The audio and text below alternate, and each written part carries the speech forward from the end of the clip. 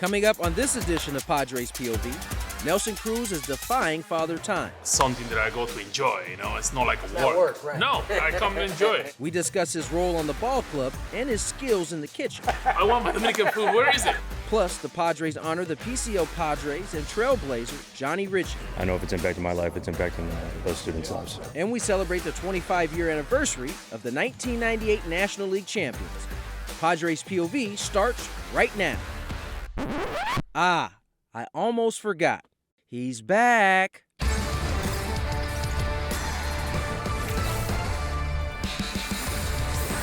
Welcome to Padres POV. I'm your host, Tony Gwynn Jr. The Padres welcomed back Fernando Tatis Jr. to the lineup earlier this week. We spoke to Fernando and his teammates about his return and his new position in the outfield. Swinging a fly ball to Tatis and right, he runs back toward the fence. And snags it! Jumping play by Fernando Tatis Jr. He'll tell you he thinks he's ready to roll here right now.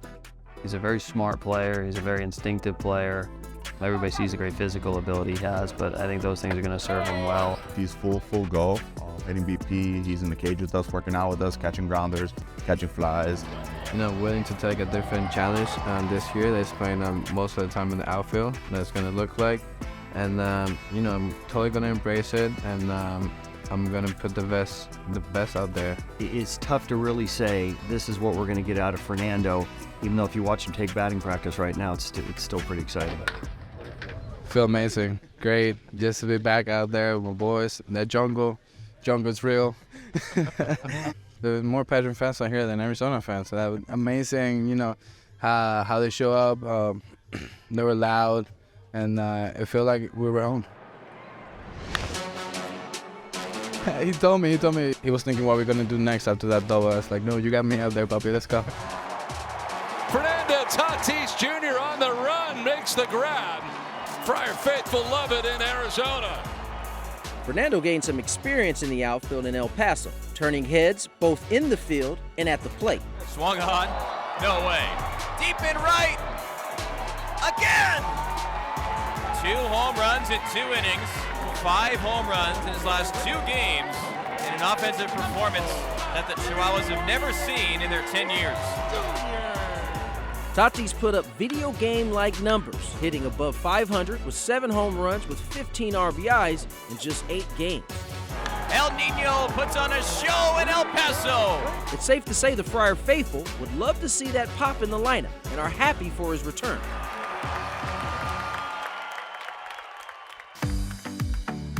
Oh, we're so excited about Tatis' return to the field. It's with he hitting so many home runs all the time, and then the stadium is so electric when he's playing too. We love it so much. Yes. I'm mostly looking forward to seeing him play these. He's a really good baseball player, and I'm looking forward to seeing him hit home runs all the time. We miss him. I just got my daughter this jersey, so I'm looking forward to his productivity and just seeing him back on the fields. Oh, I'm looking forward to a healthy, wonderful player, an all-star player.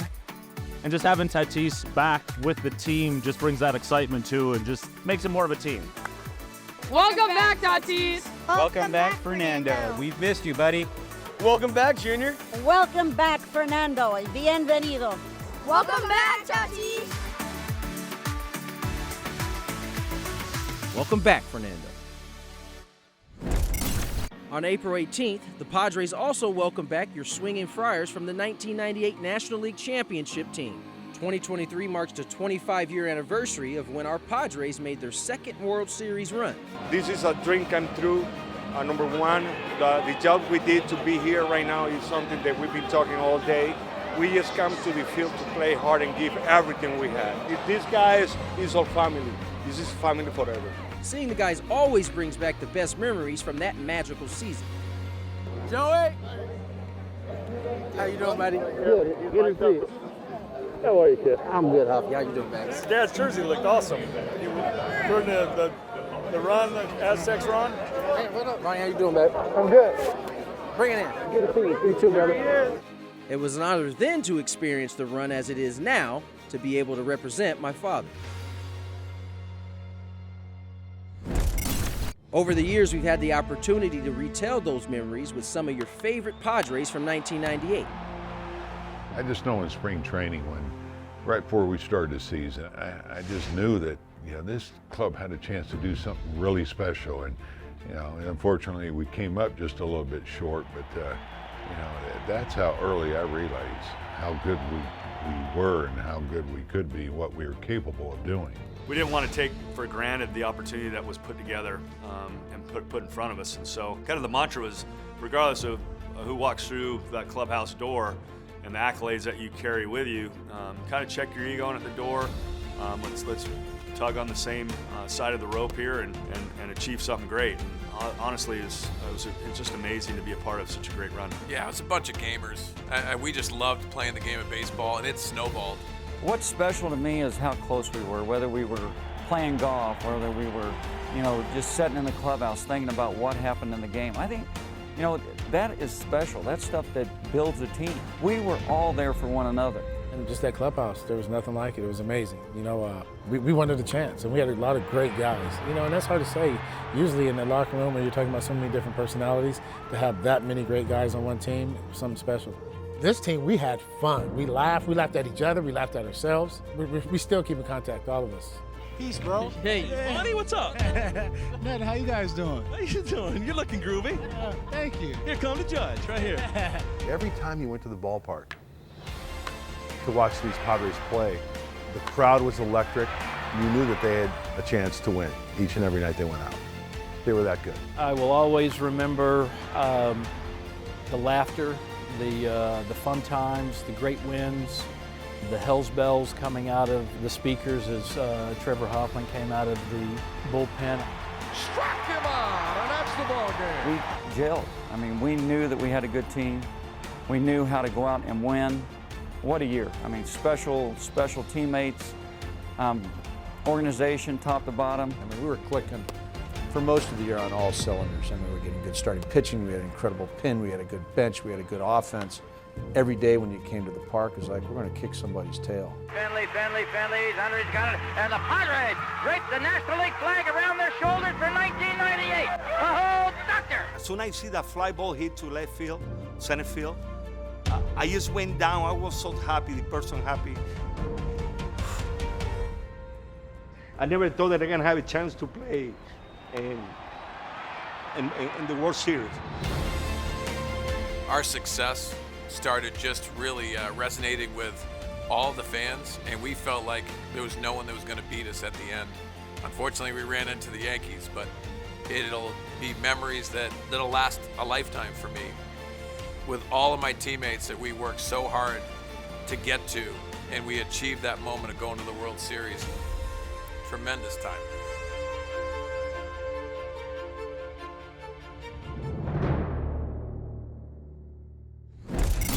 On deck, Nelson Cruz on growing the sport of baseball in the Dominican Republic. Baseball in Dominican is not only baseball. It's not only a game. It's a life changer. It's a life changer. And through baseball, I mean, I'd be able to change, and it helps so many lives. Plus, the Padres are giving back in the name of one of their own. This is, a very small thing that we can do to help these kids to get that education, which is so critical in life. Padres POV will be right back.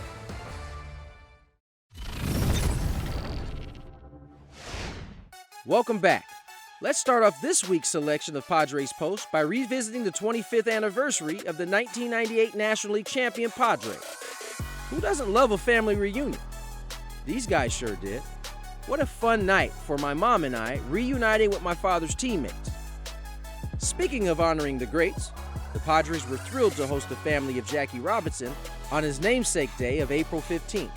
And what a show the Padres put on in his honor, putting up 10 runs in the win against the Brewers.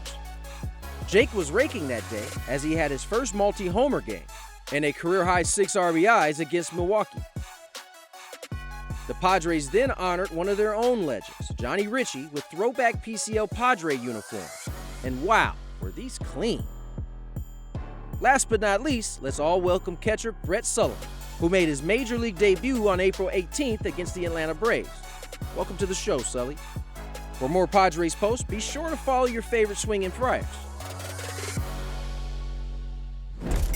Recently, the Padres held their second annual Breaking Barriers event, an educational forum helping students to overcome racial and gender biases. This year, the Padres teamed up with San Diego High School to honor PCL trailblazer and San Diego's own Johnny Ritchey. A little bit about the event that we had here today is called the Padres Breaking Barriers event. And one of the things that we've done is partnered with the Padres to bring more history from our community into the school. Johnny Ritchey's legacy, it's something we're really proud of with the Padres, and anything we can do to keep that alive in an impactful way in the Breaking Barriers Forum is certainly a great program, keeping alive his legacy and inspiring kids that you can break through obstacles and barriers in life and get to where you want to get to. This event was created by the Padres and fostered by our administration here, and it's just gotten better and better each year. Trent Grisham, Padres center fielder, attended the event as a panelist alongside former Padre outfielder Billy Beane and Captain Amy Bauernschmidt, who made history as the first female commander of a U.S. aircraft carrier. It's any time that we can use our platform and talk to kids and just really tell our stories and let our stories impersonate them however they may. It definitely impacted my life. I know if it's impacting my life, it's impacting those students' lives. I've always been a big proponent of you are who you're around. So I've done my best to try to surround myself, people in my life, family, friends. They encourage me. It is the coolest thing that the Padres do this event in the community, and to see the amount of effort they put into making us a better and stronger community here at San Diego High really gives me a sense of pride, and I know it runs down to the kids as well. So everybody knows who Jackie Robinson is and what he did. Not as many people know who Johnny Ritchey was, and Johnny Ritchey, followed in Jackie's footsteps. Johnny broke the color barrier on the West Coast in professional baseball a year after Jackie Robinson broke the color barrier in Major League Baseball. It's one of the reasons why I got to play baseball as a kid, and so I recognize that. And those are the things I talk about with kids here, is to not take those opportunities for granted. He was a native San Diegan, went here at San Diego High School, went to San Diego State, proudly served in the Army during World War II, and was a heck of a baseball player. And it's great, obviously, to have the mural here of Johnny at his alma mater to serve as an inspiration to students here at San Diego High that can come and see Johnny's image and be reminded of his legacy and everything that he accomplished. The Padres have demonstrated their dedication to supporting underserved communities by expanding the scholarship program made in his name. We started the Johnny Ritchey Scholarship Program 3 years ago with 1 student per year, and then 2, and then 4. Now this year, it'll be 10 students a year. And they're each going to receive a $10,000 scholarship and make their college education and future success a reality. This is, a very small thing that we can do to help these kids, give them a boost and give them a chance to get that education, which is so critical in life. I think just having the visibility of the mural, along with the scholarship program and the Breaking Barriers Forum, is going to tell the story of who Johnny was and bring his legacy more to life. Coming up, the boomstick. Nelson Cruz joins the show. I love the game. That's the most important thing. You have to love what you do. The love that I have for the game inspire me every day to come and compete against the best. Plus our latest Padres Coach of the Year nominee, Padres POV, will be right back.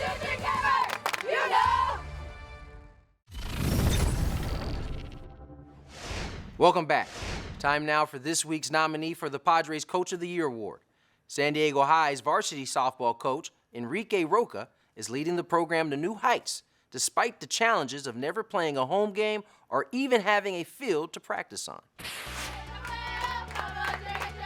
So my path at San Diego High started, I coached football there, and then the softball coach left around the same time, so I jumped in. So San Diego is obviously a military community, and we're happy to support people in and around the military. Coach Rocha obviously contributes to that effort. I actually work for General Dynamics NASCO. We repair all the naval ships. This opportunity came up about 3-4 months in Everett, Washington, and then come back. So he was luckily able to make a bunch of the preseason practices and all the early season games. And so he really set the tone. He's found a way to prioritize the girls even from a really long way away. And so the balance comes from really just doubling up on his efforts. An obstacle on one hand is an opportunity on the other. The Cavers, who are without a home field this season due to campus reconstruction, board a bus for every practice after school. Coach Rocha had to work really, really hard to find the girls a place to practice, They're practicing on a gravel elementary field for the early part of the season. We're lucky enough to use City College here and there. But like I said, we make the best out of it. I tell the girls, hey, you can't complain about stuff that's not how you want it all the time. So when the girls sort of bonded together to overcome some of those obstacles, the result was a stronger team. The girls are learning life lessons about perseverance, work ethic, and teamwork on a daily basis. A true testament to Coach Rocha's guidance and leadership. So Coach Rocha's coaching style is pretty, I wouldn't say strict, but not too loose either. He's very adamant of when we're losing and we're down, and he never wants us to have a sour attitude. So when he sees that, then he's on us and we need to pick it up. Watching them become one unit, watching them play for each other, watching them have each other's back, for me, that's priceless. I think he should win the Coach of the Year award because even though he's not here, he's still there supporting us and he still has the same goal as us to win. Creating a culture that's just infectious in its positivity and then still maintain those really high expectations that result in young women of character. So that's everything we're looking for in a coach, and that's what Coach Rocha embodies. 1, 2, 3, Reds! Good job. Good job. This offseason, the Padres made some moves to bolster their lineup, one of which was adding 7-time All-Star Nelson Cruz, a move that made two Padres in particular very happy about the acquisition. I mean, he's a great dude. I love Nelson. Before he got to DC, I just heard great stories about him, and whenever I get to know him, I really realize how good he is, not even in the field, is how he managed himself out of the field too. He's just unbelievable person. We all know he's an all-star. We all know what numbers he could put up. But what he brings us out of the clubhouse, in the weight room, in a batting cage, on the field. I just tell him he's like a dad for me. He's always right there for me. He's going to be very helpful for our ball club, and hopefully we can bring him a championship. A World Series ring would definitely be nice, but I had a chance to catch up with my friend Nelly, and there's much more to him than just the hardware. We discuss his move to San Diego, his dedication to the game, and most importantly, his love for his country.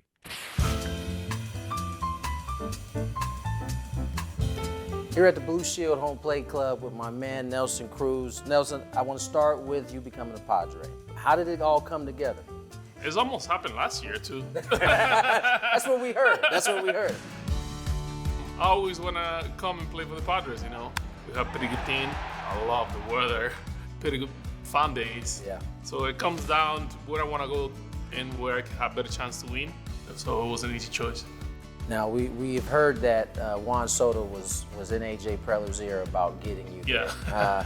He calls you a father figure. Now, at this stage of your career, how are you dealing with being a mentor to a lot of these younger players? I guess the last few years, it's part of who I am as a player now, to help the young guys in situations that come up and don't have to be necessarily about baseball, right, but in general. I love to help.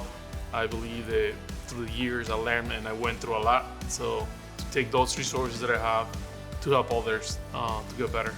Nelson Cruz will hit here for the first time today. Hits one high and deep to left field. Nelson Cruz hits his first home run in a Padres uniform. 42 years of age, still playing at a pretty high level, at the big league level. How do you continue to go out and still be productive? I love the game. That's the most important thing. You have to love what you do.